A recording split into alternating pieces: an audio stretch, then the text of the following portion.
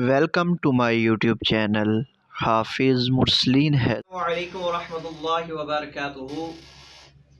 Very warm welcome to all of you on my YouTube channel and I hope you are very well. I am Hafiz Mursaleen Heather اور جو آج کے ہمارے مہمان ہیں جناب حکیم محمد طارق فاروق صاحب جو کہ کنسلٹنٹ نیچرل ہربل نیوٹرینسٹ ہیں اور فطری طریقہ علاج پر ماہر مانے جاتے ہیں.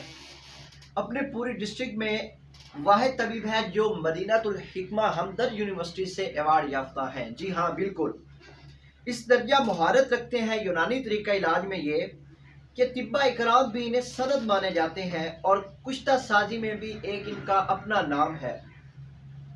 لمپی سکن وبا جو کہ پورے پاکستان میں رہی اس کی وجہ سے کہیں مویشی حکمہ موت کا اجل بنے، بٹ حکیم صاحب کی جو میڈیسن تھی، جو انہوں نے دوائی تیار کی تھی، وہ دوائی پورے ملک میں مانی گئی اور ان کا طریقہ علاج کو بھی سراہا گیا اور لاکھوں کسان اور مویشی پال حضرات آج بھی انہیں اپنا محسن مانتے ہیں.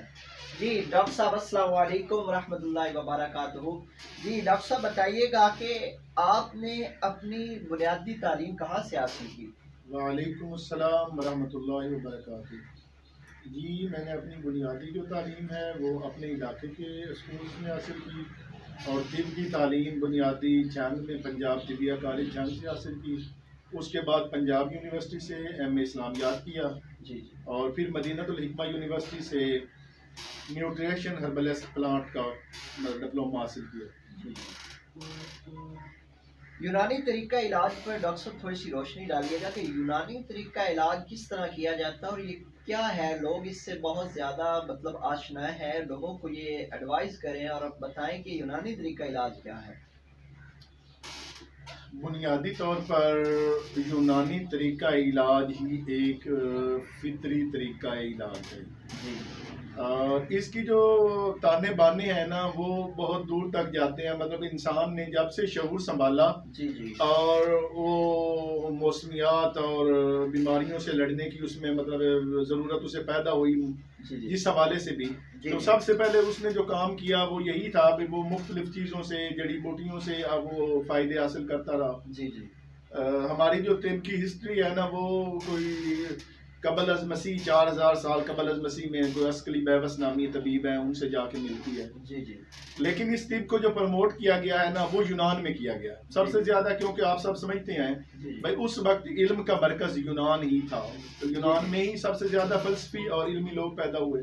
تو اس کی جو بنیاد ہے وہ زیادہ تر یونان سے لی گئی ہے اور ان لوگوں کی محنت ہے. اللہ تعالیٰ ان کے ساتھ رحم والے معاملے کرے جنہوں نے اتنی کوشش محنت اس دور میں جب سہولیات کا فقدان تھا، کوئی چیزیں بھی میسر نہیں تھی، انہوں نے اپنی ذاتوں پہ، اپنی اولادوں پہ، اپنے احباب پہ تجربات کر کر کر کے ان میڈیسن کو ریکمینڈ کیا اور الحمدللہ اب اس صدی تک وہ چل رہی ہیں. اور موجودہ جو نظر آ رہا ہے وہ یہ نظر آ رہا ہے بھئی یورپ پورا وہ آگے میڈیسن میں بہت آگے تک پہنچ کے اب واپس لوٹ آیا ہے فطری طریقہ علاج کی طرف.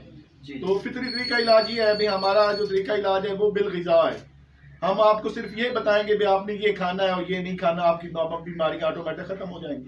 جی اور ڈاکٹر صاحب یہ بھی بتائیے گا کہ جو یونانی طریقہ علاج ہے وہ کس طرح ایلوپیتھی اور ہومیوپیتھک سے مختلف ہے؟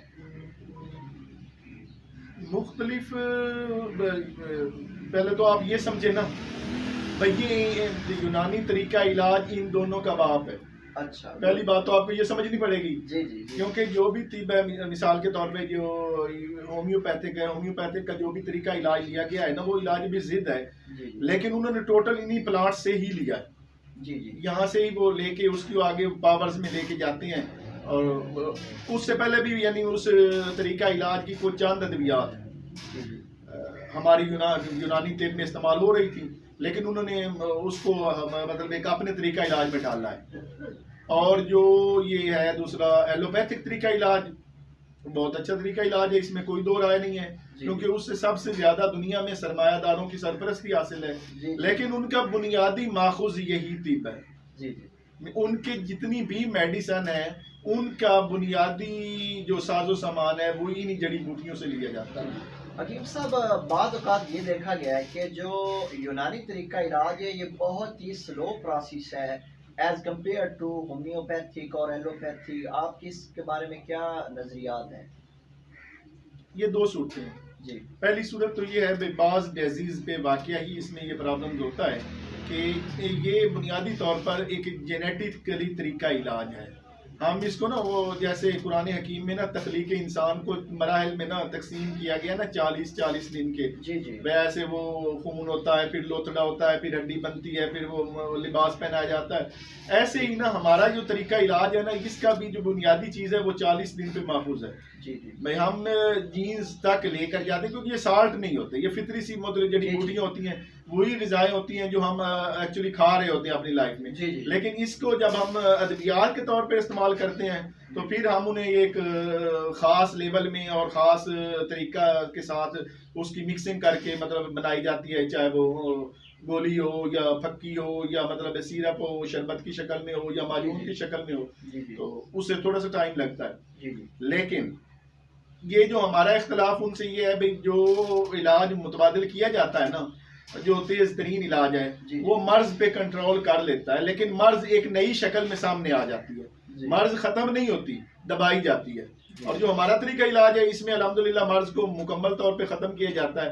ایلوپیتھک طریقہ علاج میں جو لوگ جس مرض کے چل رہے ہیں اور بتاحیات چل رہے ہیں، میڈیسن ان کی چل رئی ہے.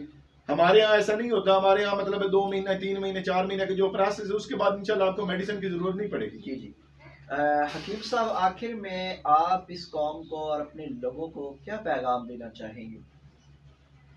میں تو یہی کہوں گا فطرت کی طرف لوٹ آؤ. یورپ پورا واپس فطرت کی طرف آ گیا ہے.